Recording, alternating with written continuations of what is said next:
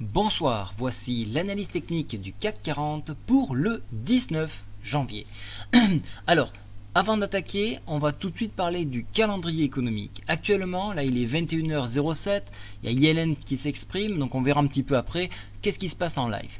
Maintenant, on va regarder donc ce calendrier économique qui est fort chargé, comme vous pouvez le constater. En premier lieu, on va attaquer donc le matin, on regardera la balance de paiement courant, ça peut être important, mais surtout, et ça c'est bon de mentionner, c'est le rapport de AIE, c'est-à-dire le marché du pétrole des agences internationales de l'énergie. Donc ça, on a un rapport qui se fait mensuellement, et donc il faudra suivre le pétrole. Et donc vous le savez, pétrole, qu'est-ce qui est rattaché au pétrole? Total, le poids de Total dans le CAC, plus de 11%, donc forcément, on regarde Total pour avoir ensuite une idée des répercussions sur l'indice parisien. Voilà pourquoi ce rapport-là est important. Maintenant, on continue. Je descends un petit peu dans le calendrier. On a le taux de dépôt, mais surtout les décisions de la BCE par rapport au taux. Alors là, on n'attend pas de grands mouvements, hein, même rien, si je ne pourrais ainsi dire. Mais bon, il y sera. Il y aura plus d'intérêt sur le permis de construire à 14h30 et surtout, on le voit ici, l'indice manufacturier de la fête de Philadelphie, toujours à 14h30. Et gros rendez-vous en même temps, on aura la conférence de presse de la BCE, et ça c'est du lourd. Maintenant, 17h, le stock de pétrole brut, toujours pareil, en rapport avec l'AIE, un rapport avec Total, et encore une fois, l'indice parisien. Et le soir, alors ça c'est encore très important, on aura le discours du président Trump, donc son premier discours, et je vais commenter graphiquement ce qui pourrait éventuellement arriver. Alors je vais commencer par le graphique du CAC 40 en journalier.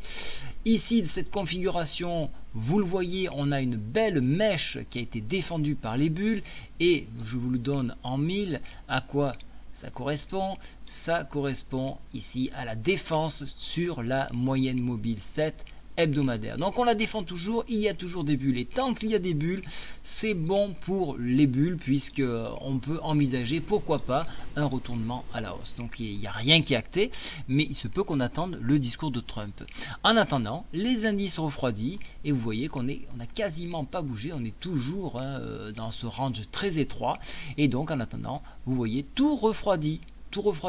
Alors, est-ce que ça va repartir? Voilà, ça va dépendre des informations. J'ai relevé le PTI journalier qui maintenant se trouve à 4577 points. On a toujours notre défense ici, cette zone de défense entre 4814 et 4852.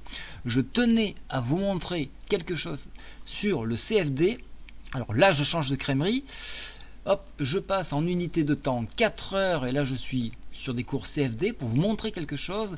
Ça se passe en unité de temps, donc je répète, 4 heures. Vous voyez ces mèches de défense en 4 heures, et regardez au niveau du stochastique, on est en train de se retourner à la hausse. On a déjà des pics de volume à la hausse, et les pics de volume se font uniquement sur achat. Donc il y a du rachat qui se fait donc aux alentours de 17 heures, donc c'est-à-dire au fixing. Tout se rachète au fixing. Donc attention au retournement qu'il pourrait y avoir ici. Donc vous voyez, là il y a une défense qui se fait, et on défend encore une fois le PTI actuellement. Voilà, donc ça je voulais vous le montrer, et on pouvait le voir que sur le CFD. Voilà pourquoi j'ai changé. Donc je repasse maintenant sur le CAC Cash. Donc pour demain, les objectifs en cas de bonnes nouvelles de la Fed, et puis tous ces intervenants qu'on aura sur la journée. Rapide retour 4871. Si on passe 4871, c'est 4881. Mais attention, si on enfonce violemment ces deux résistances là, on réouvre une voie en direction des 4911. Donc ça, c'est pour le scénario haussier. On risque d'avoir beaucoup de volatilité demain. Donc soyez prudents, protégez vos lignes, hedgez partiellement au besoin ou totalement selon votre cas. Mais ce qui pourrait se passer, c'est venir chercher la borne basse ici, qui est de la Bollinger, qui se trouve elle à 4819. Là, une fois qu'on a cherché ce point, on pourrait éventuellement rebondir et après repartir aussitôt. Ce qu'il faut, ce que le marché cherche, c'est à écarter les gens. Donc on va chercher les stops un petit peu de partout pour évacuer tout le monde et pour reprendre un sens de marché.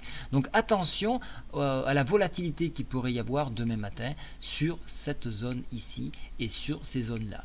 Voilà, donc ça c'est important. Je précise bien, il y a un ralentissement, il y a une baisse nette, on le voit, c'est marqué, mais il y a aussi un refroidissement des indicateurs techniques et donc pouvoir permettre de rebondir.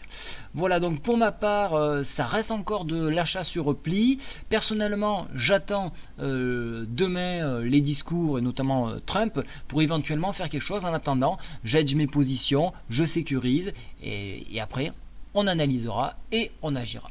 Voilà, je vous souhaite à tous une très bonne soirée. Au revoir.